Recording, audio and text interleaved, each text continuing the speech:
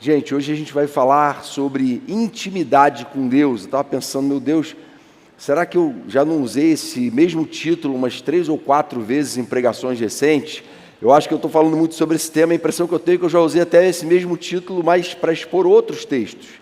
Por que essa insistência, muitas vezes, em falar sobre esse tema? Porque, na verdade, tudo que acontece na igreja é com o objetivo de aproximar as pessoas de Deus, de fazer com que pessoas que antes estavam completamente desconectadas, distantes, frias, rebeldes contra Deus, num caminho de perdição e de morte, resolvessem se aproximar de Deus. Esse é o propósito. A gente está aqui para isso. Tudo que vocês estão vendo acontecer aqui nessa noite, tudo que aconteceu nesse fim de semana de treinamento, tudo que tem acontecido, essa é a missão da igreja.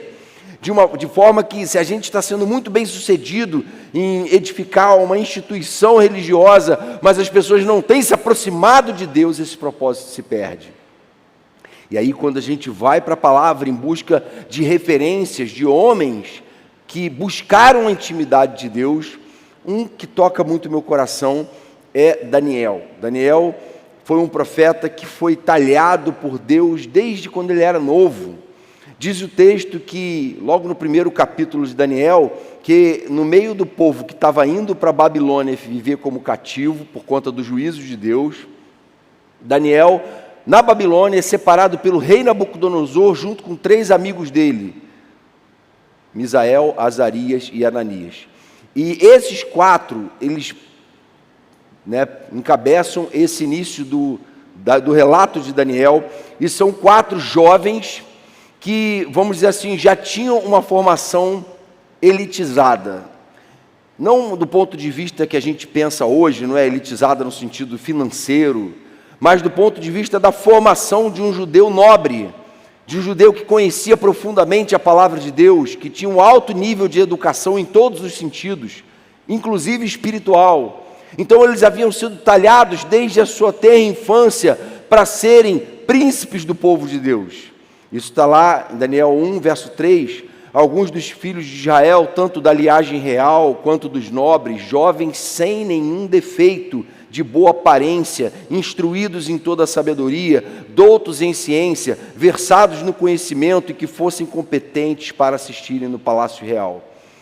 Então Daniel e esses amigos dele não eram simplesmente judeus quaisquer, mas eram jovens que Israel estava se preparando para assumir a liderança da nação. Jovens que estavam sendo forjados para isso.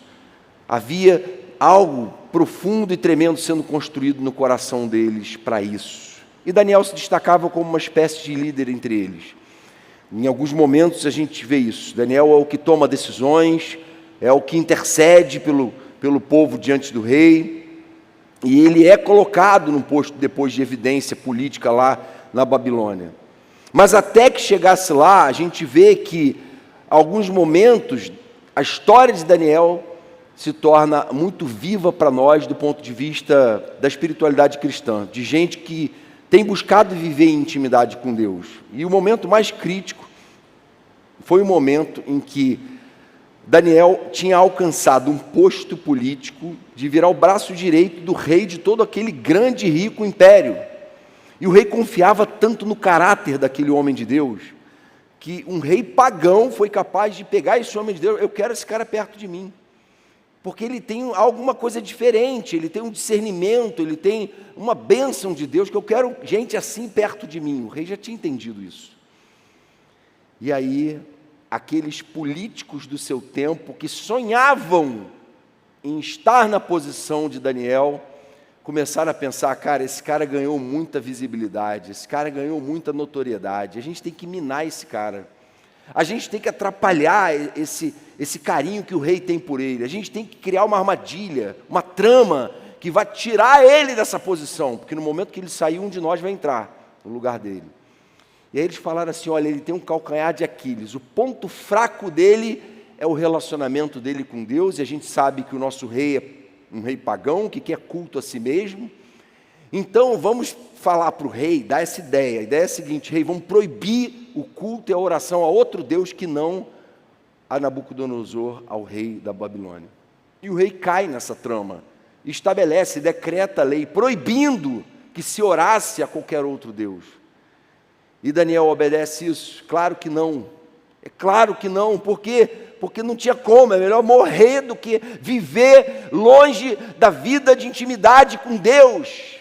Porque aquilo era tão importante para ele, porque Deus era tão prioritário, porque antes importa obedecer a Deus do que a homens, porque nada nesse mundo é mais compensador do que esse relacionamento que eu tenho com Deus.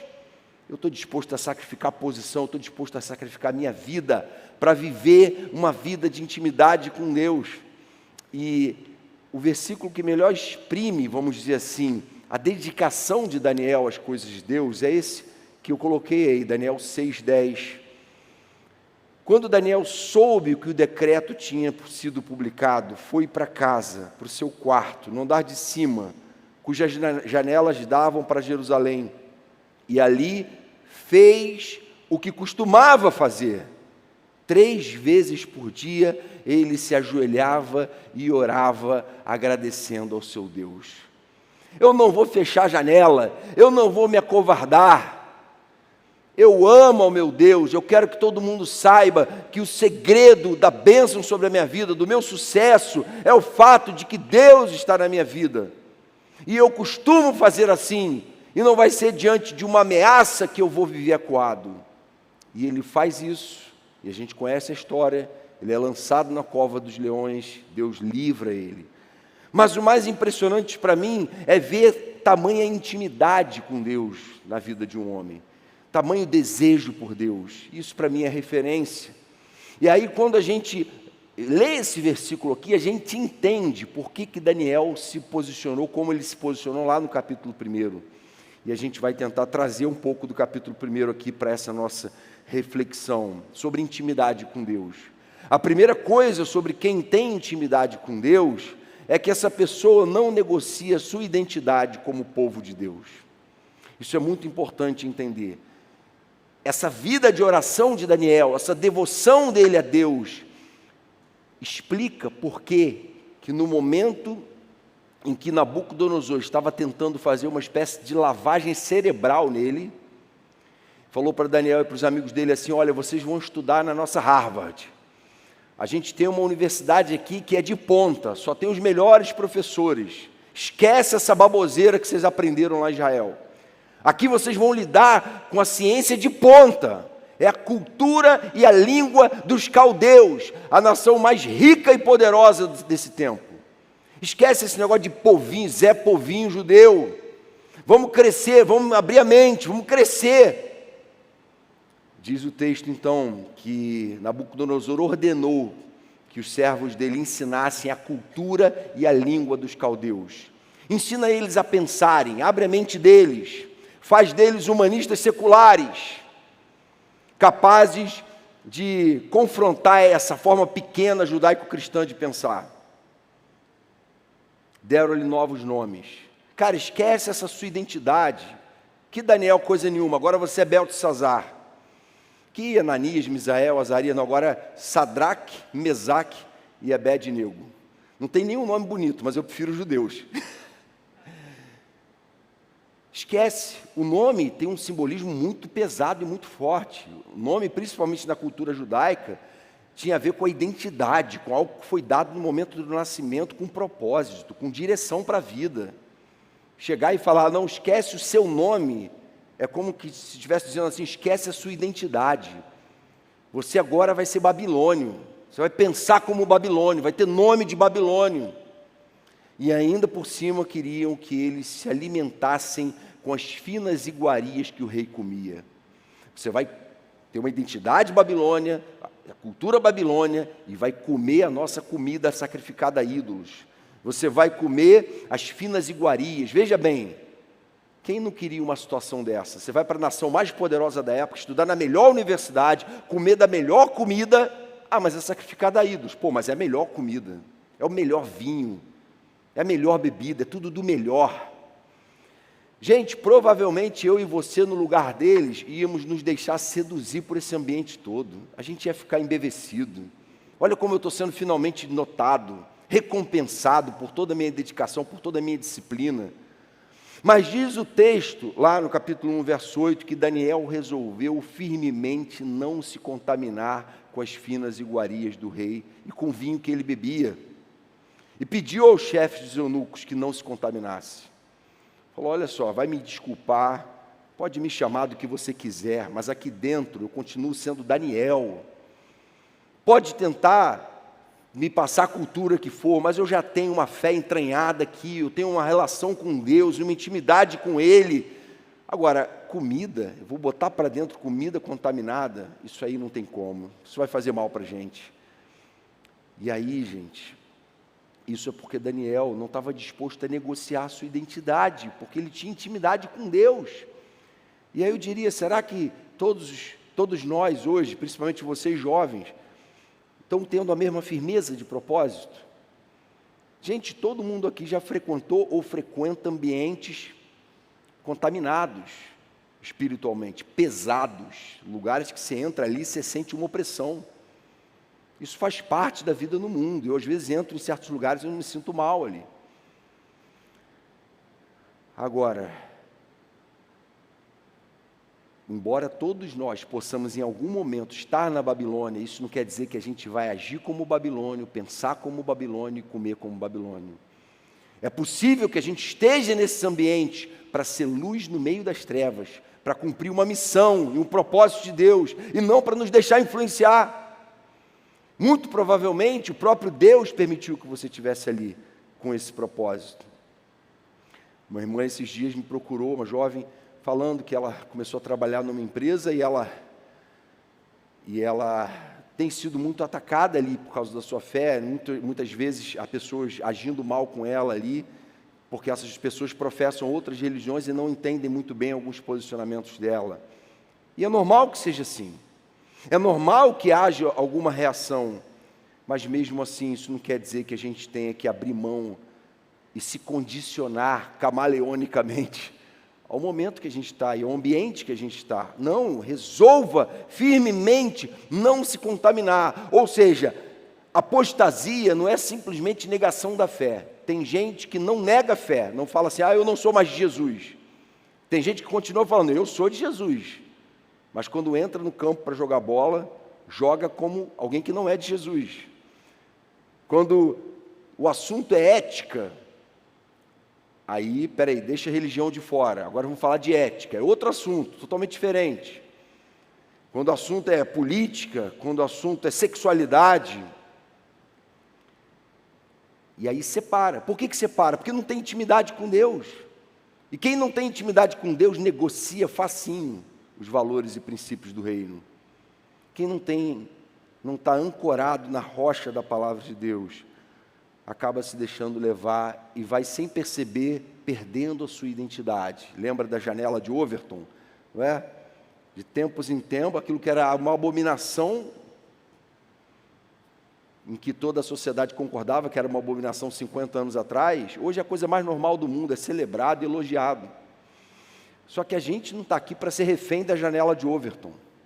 A gente não está aqui para ir se deixando adaptar como a rã na chaleira. A gente não está aqui para isso. A gente está aqui para falar, eu decidi não me contaminar com as finas iguarias do rei. Eu decidi que eu não vou fazer o que todo mundo faz, que eu não vou pensar como todo mundo pensa, porque o meu Deus não é todo mundo. O meu Deus é aquele que veio e morreu por mim, para eu viver para Ele. Amém? Essa é a minha identidade. Segunda evidência de alguém que tem intimidade com Deus é que quem tem vida de oração, quem tem intimidade com Deus, tem ousadia espiritual. E aí ele fez uma coisa que eu jamais faria. Ele fez aquilo porque ele era ousado, porque ele era alguém totalmente tomado pela sua convicção de fé. E ele fala assim para o chefe dos eunucos, eu peço que você experimente a gente durante 10 dias. Não nos dê nada além de vegetais para comer e nada além de água para beber. E vamos ver como é que vai estar a nossa vida daqui a 10 dias. Depois compare a nossa aparência dos jovens que comem a comida do rei. Vamos fazer o seguinte, vamos regular nossa dieta aqui, fazer uma prova. E vamos ver no que vai dar. Gente, que ousadia. Imagina se eles não tivessem. Mas Daniel não tinha dúvida nenhuma que ele estaria sim melhor do que todo mundo. Por quê? Porque ele tinha intimidade com Deus. Ele ouvia Deus falar com ele, dirigia a vida dele. E ele então dava passos ousados de fé na vida dele. Ele não se acovardava. Pode mandar ver que eu estou aqui, eu sei que Deus está comigo. A história de um pastor que a gente conheceu um tempão atrás, pastor Henrique lembra dele, Samuel Doctori, e ele contava alguns testemunhos tremendos, assim. Um deles foi que ele estava no avião uma vez, e começou uma turbulência muito forte, e ele que estava acostumado a viajar, e a turbulência só ia piorando, e as pessoas angustiadas, apavoradas, máscara caindo, e a mulher do lado dele: mas você não vai fazer nada, você não está percebendo que o avião está caindo? E ele falava: não vou fazer nada, fica tranquilo, o avião não vai cair, porque tem coisas que Deus ainda não cumpriu na minha vida, e que Ele disse que vai cumprir. E falou isso com toda a convicção de fé, e Deus continuou usando ele durante muitos anos. Não sei nem se ele é vivo ainda, acho que ele era libanês. E existem pessoas assim, que têm essa intrepidez, que têm essa convicção de fé, porque tem consciência de quem são, porque tem intimidade com Deus, porque tem buscado isso, tem perseguido isso, 3 vezes ao dia, tem costumado se ajoelhar e adorar a Deus, e clamar a Ele, e derramar a alma diante dEle, e confessar pecados a Ele, e buscar forjar no seu próprio coração, pelo poder do Espírito, a identidade dEle. Essa ousadia espiritual foi praticada também por Tomás de Aquino, quer dizer, alguns dizem que foi Tomás de Aquino, outros que foi Francisco de Assis, outros dizem que não foi nenhum dos dois, né? Quando ele está diante do Papa, e ele tinha um voto de pobreza, e aí o Papa fala assim: o fulano, você não percebe que esse negócio de voto de pobreza já não faz mais sentido? Porque veja bem, hoje a gente não precisa mais dizer não temos prata e nem ouro, fazendo alusão à porta formosa do templo lá, em que Pedro e João, né, dizem: não tenho prata nem ouro, mas o que tenho eu te dou, levanta e anda, né? E aí esse homem de Deus se volta para o Papa e fala assim: Papa, mas também hoje nós não podemos mais dizer levanta e anda. Que ousadia é essa? Que ousadia é essa que levou Lutero a empreender a reforma, a questionar o que era inquestionável, inaceitável que se questionasse? A ousadia de gente que anda com Deus, que ama o Senhor.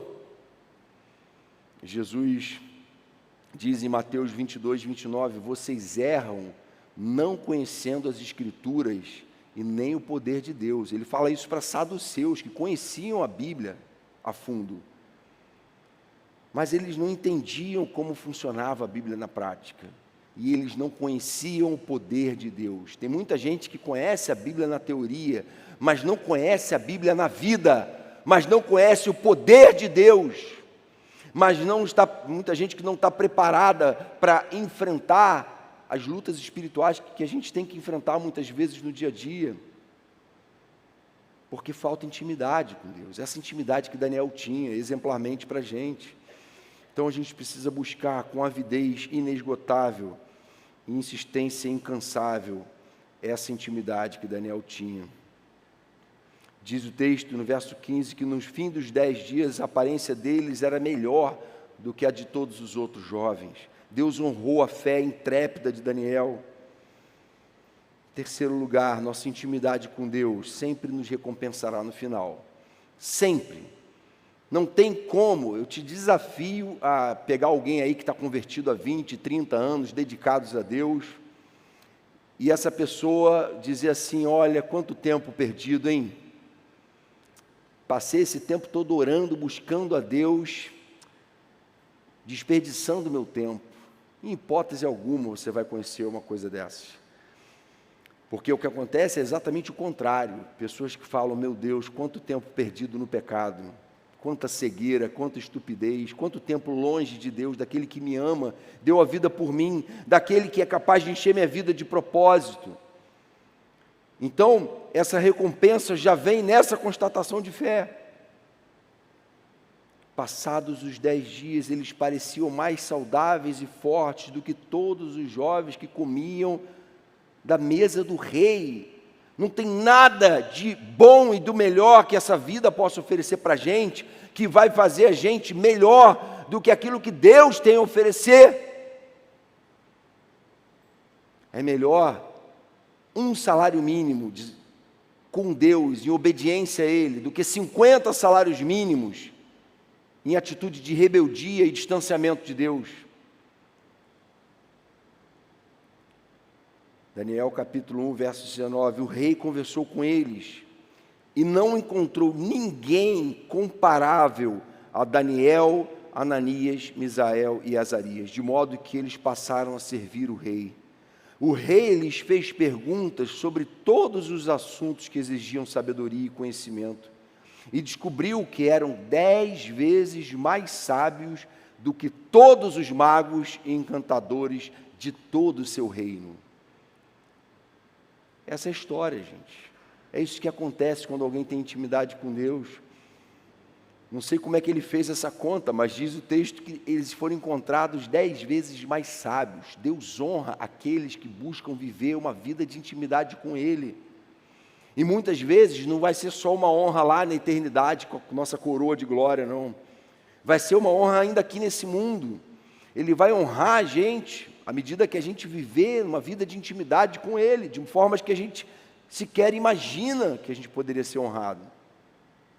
E Ele vai recompensar com 100 vezes mais aquilo que a gente tiver aberto mão aqui, segundo o Evangelho. E a gente precisa entender que vale muito a pena cada momento dedicado à intimidade com Deus e fazer disso uma determinação. A gente não se torna íntimo de Deus espontaneamente. Presta atenção, a gente está falando de gente caída como eu e você, pecadores insistentes, contumazes, não é? Encardidos, como diz no interior, né? A gente está falando de gente assim. A gente não vai espontaneamente buscar intimidade com Deus, não. A gente tem que estar determinado a isso. Cara, Senhor, eu preciso da Tua intimidade, eu preciso te conhecer de perto. Eu quero o Senhor na minha vida condicionando cada forma de pensar, cada forma de agir, minha forma de dirigir no trânsito, minha forma de tratar os meus pais, minha forma de servir no ministério na igreja, minha forma de pensar a evangelização. Eu quero que o Senhor esteja presente, me guiando, me orientando. Eu quero isso, e eu vou fazer uma busca intensa, eu vou ler a Tua palavra, eu vou meditar nela, eu vou chegar às 7 horas para orar, eu vou estar presente. Em todo lugar onde tiver gente buscando a Deus, eu quero estar ali. Umas aplicações para a gente finalizar aqui. Primeira, faça da intimidade com Deus seu objetivo de vida. Isso tem que ser um objetivo de vida, tem que ser intencional, tem que ser uma resolução. Senhor, eu quero ser íntimo do Senhor. Eu quero, e eu vou buscar isso.